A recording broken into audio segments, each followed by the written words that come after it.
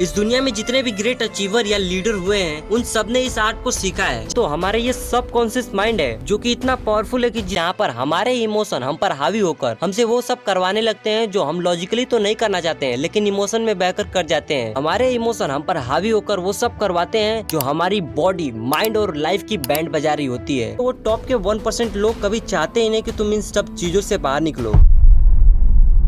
Human mind ये इस दुनिया का ऐसा पावरफुल वेपन है जिसे आपने अच्छे से यूज किया और इस पर कंट्रोल हासिल कर लिया ना तो ये तुम्हें कहां से कहां पहुंचा सकती है ये तुम सोच भी नहीं सकते। और इसे अच्छे से यूज करने के लिए तुम्हें सबसे पहले इसके फंक्शन, ये कैसे काम करते हैं उसे समझना होगा। और ह्यूमन माइंड के इसी बिहेवियर को हम ह्यूमन साइकोलॉजी कहते हैं। और देखा जाए तो इसके बारे में हर किसी को पढ़ना चाहिए, लेकिन प्रॉब्लम यह है कि मैक्सिमम लोग ह्यूमन साइकोलॉजी को एक एकेडमिक सब्जेक्ट मानते हैं। उन्हें लगता है कि साइकोलॉजी तो वही लोग पढ़ते हैं जो साइकोलॉजिस्ट होते हैं या जो ब्रेन की एक्टिविटी में इन्वॉल्व होते हैं, लेकिन ऐसा बिल्कुल भी नहीं है। ह्यूमन साइकोलॉजी एक ऐसा सब्जेक्ट है जिसे हर किसी को पढ़ना चाहिए। इवन जो बड़ी बड़ी मार्केट कंपनीज होती हैं वो इसी साइकोलॉजी का यूज करके हम सभी के डिसीजन को मैनिपुलेट करती हैं। और साइकोलॉजी हमारी लाइफ के हर फील्ड में काम आती है, चाहे वो बिजनेस हो, चाहे वो रिलेशनशिप हो, चाहे वो डीलिंग विद पीपल हो। हर जगह तुम्हें ह्यूमन साइकोलॉजी की जरूरत पड़ेगी। पर क्यों? तो देखो, ultimately we all are humans और हम सब एक सर्टेन वे में बिहेव करते हैं। अब जरा तुम खुद ही सोचो, अगर तुम इस पैटर्न को समझते हो, इसके बिहेवियर को समझते हो, तो हम हमारे इस पावरफुल वेपन को कंट्रोल करके इसके फुल पोटेंशियल तक पहुंच सकते हैं। इसलिए आज मैं आपको 5 ऐसे रीजन दूंगा या फिर बेनिफिट बताऊंगा जो आपको कन्विंस करेंगे ह्यूमन साइकोलॉजी पढ़ने के लिए। और बिलीव मी दोस्तों, ये एक ऐसा सब्जेक्ट है ना जिसे अगर तुमने मास्टर कर लिया तो तुम खुद पर और इस पूरी दुनिया पर कंट्रोल हासिल कर लोगे। और हाँ, ह्यूमन साइकोलॉजी पढ़ने और कन्विंस होने के बाद मैं तुम्हें 5 ऐसी बुक रेकमेंड करूंगा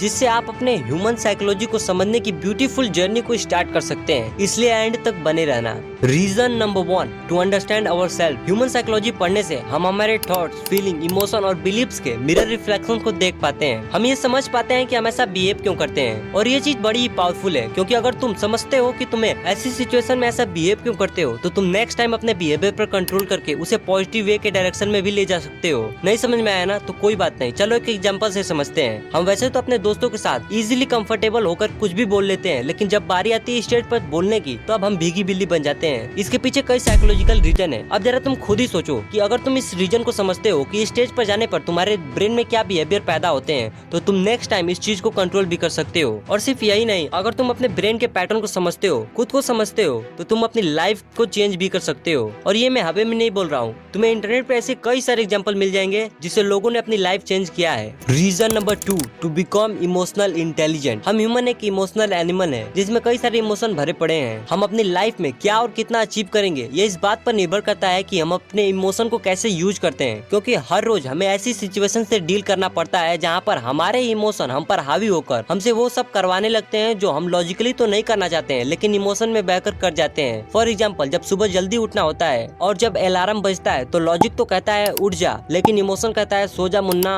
बस थोड़ी देर, वैसे भी जल्दी उठकर कौन सा कलेक्टर बन जाएगा। और जब सड़क के किनारे समोसे वाले की समोसे की खुशबू आती है तो लॉजिक तो कहता है कि मत खा भाई, हेल्थ पर ध्यान देना है, लेकिन इमोशन कहता है बस एक समोसा खा लेने से कुछ नहीं होने वाला। और ऐसे ही हमारे सामने हर रोज ऐसी सिचुएशन आती है जहाँ हमारे इमोशन हम पर हावी होकर वो सब करवाते हैं जो हमारी बॉडी, माइंड और लाइफ की बैंड बजा रही होती है। इसलिए अगर तुम अपने लाइफ में स्टिलनेस और साइलेंस चाहते हो और अपनी लाइफ में कुछ बड़ा अचीव करना चाहते हो तो तुम्हें अपने इमोशन और इस चंचल मन पर कंट्रोल हासिल करना ही होगा। और ये तभी पॉसिबल होगा जब तुम इसके फंक्शन को समझते हो, ह्यूमन साइकोलॉजी को समझते हो। ह्यूमन साइकोलॉजी की मदद से तुम अपने इमोशन के ट्रिगर पॉइंट, ये कब आते हैं, कैसे काम करते हैं और ये कब तुम पर हावी हो जाते हैं, इन चीजों को समझते हो तो तुम अपने इमोशन को कंट्रोल कर सकते हो।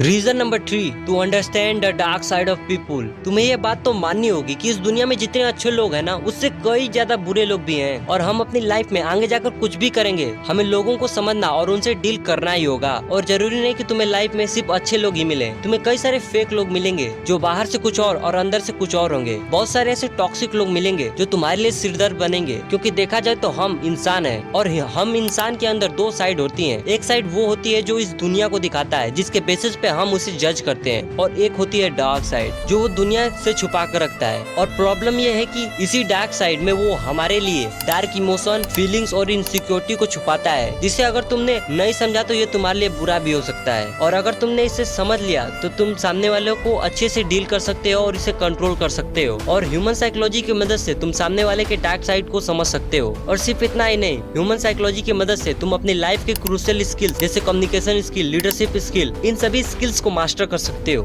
Reason number 4, to understand and tackle the dark side of this world. अगर मैं तुमसे पूछूं कि तुम अपनी लाइफ में सक्सेसफुल क्यों नहीं हो, तो तुम इस सवाल पर क्या बोलोगे? पैसे नहीं है, किस्मत खराब है?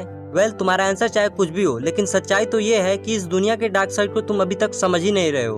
देखो, इस दुनिया के जो टॉप 1% लोग हैं ना, वो कभी भी नहीं चाहते कि हम इस चीप इंटरटेनमेंट से बाहर निकलें। चीप इंटरटेनमेंट मतलब बिग बॉस कौन जीता, एल्विस भाई के आगे कोई बोल सकता है क्या, नागिन ने कुत्ते का दूध क्यों गिरा दिया, किस एक्ट्रेस ने क्या पहना, क्या खाया, क्या बारिश बरसा बिजली, ये सब क्या है? तुम्हें लगता है ये सब तुम देखते हो, या इंटरनेट पे इन सब चीजों को देखना और ना देखना तुम्हारे कंट्रोल में है? अगर तुम ऐसा सोचते हो, ऐसा बिल्कुल भी नहीं है मेरे दोस्त। ये चीप इंटरटेनमेंट, फालतू की रील्स, फालतू की मीम्स तुम्हें जानबूझ के दिखाए जाते हैं। विश्वास नहीं होता तो इंस्टाग्राम खोल के देख लो, फेसबुक खोल के देख लो, तुम्हें उसमें क्या देखने को मिलता है। जब तुम पहली बार इंस्टाग्राम पेज के सर्च बटन पर जाते हो तो तुम्हें वहाँ पर क्या देखने को मिलता है? तुम्हें सबसे पहले वहाँ पे टॉक्सिक चीजें तो दिखाई जाती हैं। तुम रील्स के ऑप्शन पे जाओ, 1-2 घंटे से पहले वापस नहीं आने वाले। तो ऐसा क्यों होता है? तुम्हें लगता है ये सब चीजों को तुम कंट्रोल कर रहे हो? ऐसा बिल्कुल भी नहीं है मेरी जान। ये जितने भी ऐप्स तुम चलाते हो, चाहे वो इंस्टाग्राम हो, फेसबुक हो, अब तो वाईटी भी हो रहा है, इनके एल्गोरिदम को, इनके सेटिंग्स को कुछ इस तरह से डिजाइन किया गया है ना, जिसे तुम इन चीजों में फंसोगे ही फंसोगे। इन्हें डेवलप करने वाली जो कंपनी है,